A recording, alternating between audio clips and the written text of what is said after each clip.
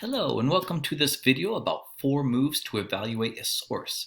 My name is Ben Alloy, I'm a librarian at PC, and I'll be walking you through these 4 moves or 4 steps that will help you to determine if a source that you find in your research is credible, if the information is accurate, and if it's something that you want to invest your time in.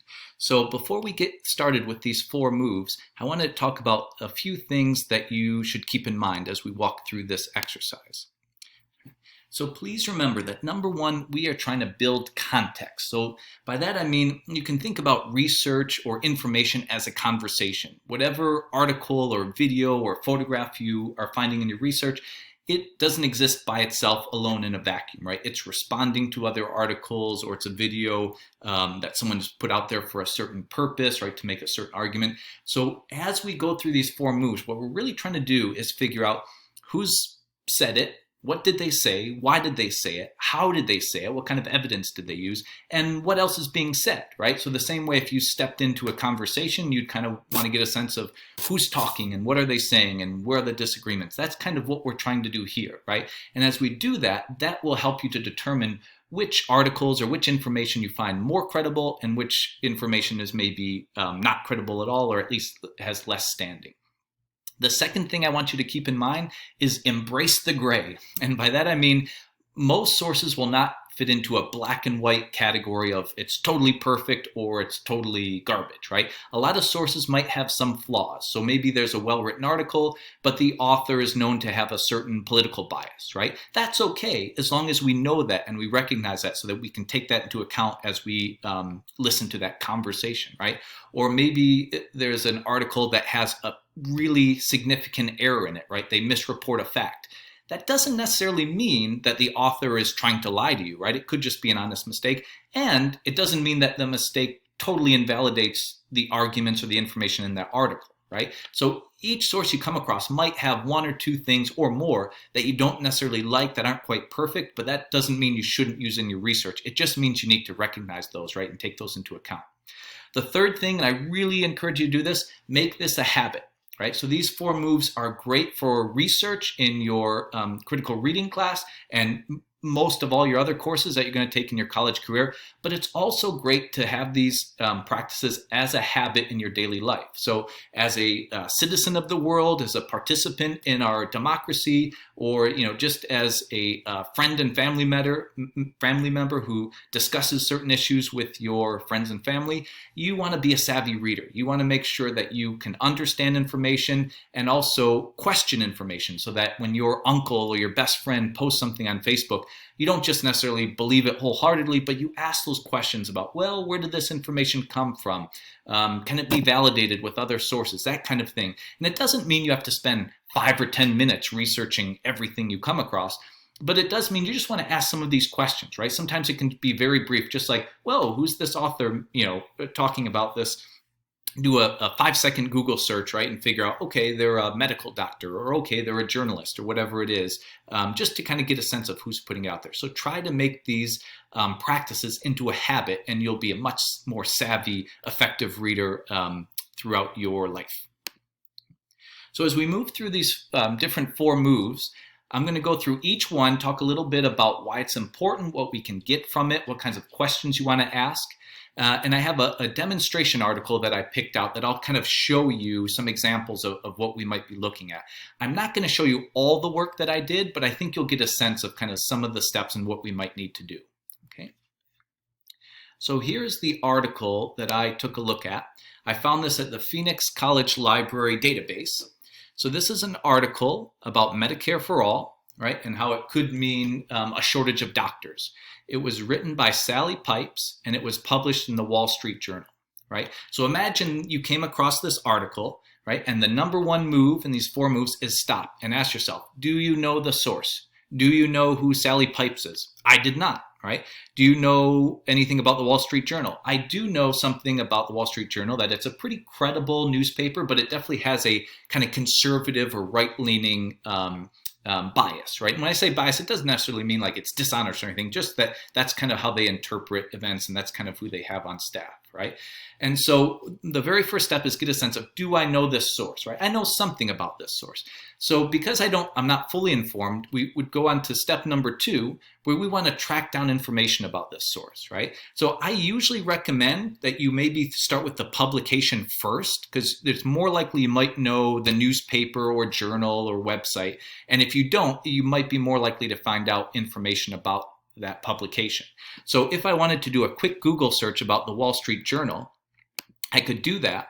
And even just using Wikipedia is fine, because Wikipedia will give you a sense of how is this publication seen. And so there's some basic information. You can see if I scroll down, I can get information about their editorial board, which kind of lets you know what their opinions are. I can see who owns this newspaper. That is pretty important now, particularly as corporations are owning a lot more of our media, and get a sense of who's funding it.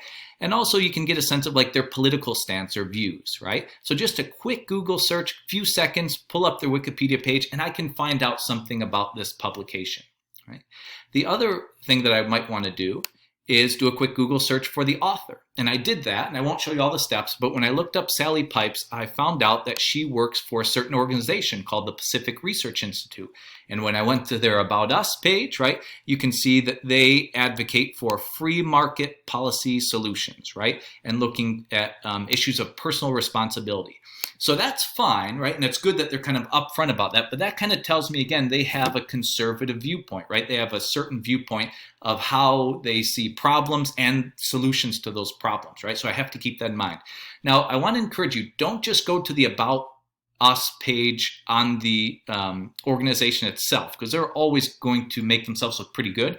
So in addition to this, I just did a quick Google search for Pacific Research Institute, and I added a keyword like funding to get a sense of where do they get their money, right? And so you can see like the Koch brothers financed them. And if you want to know more about this, you could click on these articles and find out more. I could also search like Pacific Research Institute and biases or something like that, just to get a sense, is anybody reporting about a strong bias or anything like that, right? But right now, this gives me a good sense of where Sally Pipes is coming from, right? And where the Wall Street Journal is coming from. So now I'm better informed to understand the viewpoint of this article, okay? And so as I start to read through the article, I started to encounter certain facts, right? They're making claims, things like the government, if we did Medicare for All, government payments to doctors could be 40% lower than what they currently get paid by private insurers. So as you start to encounter certain arguments or certain facts, you want to fact check those, right? And that's move number 3. So what we're really looking at is trying to figure out if we can gather multiple sources that report on the same issue. So can I find other articles that talk about Medicare for All, in particular issues that I'm encountering in this article, like what will the pay be for doctors under Medicare for All? Or will we have a shortage of doctors if we move to Medicare for All? So again, I won't take you through all the steps, but I started to do some searching for that. And I just want to point out, this isn't just kind of extra work you have to do, but this is a way to build up your resources. So if you are writing a research paper, and let's say you need 8 to 10 sources, when you find 1 or 2 and you start to do these 4 moves to evaluate, and you find more things to kind of either back up or nullify what they're saying, this is adding to your bibliography. It's adding to the references that you can use in your research. So this is all productive work, right? But I'll just show you an example here. So I was curious, are they really going to pay doctors 40% lower than they do now? So I did a quick Google search. And again, I just put 40% reduction provider payments, right? Just some keywords, right? And you can see I got a number of articles from other sources, right? And so number 1, this tells me, yes, this number and this fact is kind of out there. It's being reported on by other sources. But as I dug into it, you could see some of these articles disagree.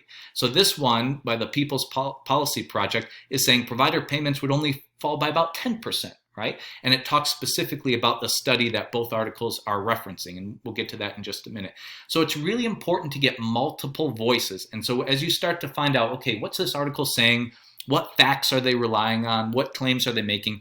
Just do some quick Google searches or library searches in our databases to see, are other people reporting on this, right? And what can I learn about this to decide, is this credible, not credible? Is it controversial, which is okay, but it lets me know that there's a controversy, or is there a consensus where everybody kind of agrees on the same thing, right?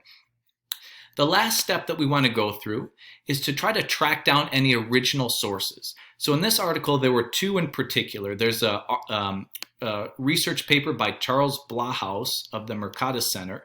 And this author, Sally Pipes, cites this on a couple of occasions. And then she also cited a report from FTI Consulting, right? And I went through both of them, but I'll just show you one. So I, again, just did a quick Google search for Charles Blahaus, got a sense of who he was. I did a quick Google search of the Mercatus Center, got a sense of what they were. And again, they are like a market-based kind of privatization a university group. So again, their point of view is that we should leave things to the market and the free market and not necessarily have like government takeover of health insurance or something like that. So you get a sense that they're going to have some bias, but it doesn't mean that their work is not valuable or credible, right? And so when I did a quick Google search, I found that study. You can see this is on page 3. And so when I look through the study, this is the part where Charles Blahaus gets that 40% lower. And as I look through his article, he cites a source, and it's Medicare for All Act, and it's by the Office of the Actuary. So this is the federal government, and they did a report about the projected Medicare expenditures.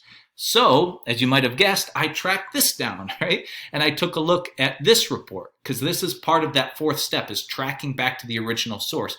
Because sometimes a study will get cited by one article, then another article, then another one, and it's kind of like a game of telephone where the details get lost and some of the accuracy gets lost along the way.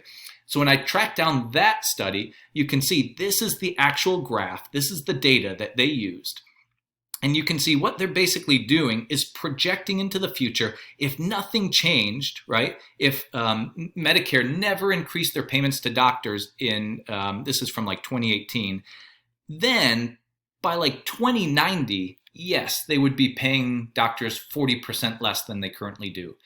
But it's almost assured that in those 70 years that the government would approve spending more, paying more as inflation goes on. So this kind of tells me, okay, these numbers are accurate in one sense, but they're not really telling the whole story, right? And they're kind of cherry picking these numbers to tell a certain story because they want to convince me that Medicare for All is not a good thing, when in fact, if I look at these numbers, it's more than likely that the expenditures would not end up here by 2090.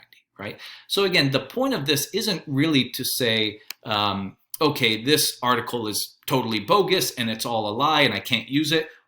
But it's to say, okay, there are some issues here, right? And so maybe some of the points that Sally Pipes makes in this article are not totally valid, right? But they're not totally invalid either. There's some accurate information. And at the very end, look what I've ended up with. I have a good source here from the Wall Street Journal, right? I have some sources from the article by Charles Blahaus. I have a source from the government. So by spending about 5 minutes or so just doing some Google searches and checking out, I've got these 3 good sources, and I tracked down multiple sources that might disagree, right? So I'm getting both viewpoints. So this is kind of what we mean by working through the steps to get a better sense of what you have in the article or the video or the website that you found and what other voices are out there. Right? And once you figure that out, then you can get a sense of, okay, which resources do I really find credible? Which ones might I not want to use? Or maybe which ones I'll use, but I'm going to kind of argue against that. Okay? All right, so that just about does it for this video. The last thing I want to say is that throughout, one thing you may want to use are fact-checking websites. And so you can talk to any librarian or your instructors about what are some good fact-checking websites like Snopes or All Sides or something like that. But I do just want to make one point. There are 2 different kinds. There's fact-checking websites which check certain facts, right? So like data, statistics, if a politician says 30 million people don't have health insurance, they check that specific fact. And then there's also bias checkers, right? And they don't check specific facts, but they get a sense of what kind of bias will you encounter if you read the Wall Street Journal or the New York Times or the Atlantic Monthly. And keep those in mind, because sometimes it's less important to know about specific facts and those fact checker websites, and more important to get a sense of the big picture. What kind of biases am I looking at? Because when you understand the bias, then you get a better sense of, okay, what might they be leaving out? Right? How might they be using a fact that's technically accurate, but they're kind of misappropriating it in a sense? So I just want to have that caveat. And as you're doing Google searches, you can look for bias checkers for the media versus fact checkers. They both can be useful, but they're 2 different things. Okay. Please don't hesitate to visit us at the library. You can always get online and go to a 24/7 Ask a Librarian, or feel free to make an appointment with our research coach, and we can help you with all your research and information needs. And I hope this video was helpful, but please come see us about any questions you may have. Thank you.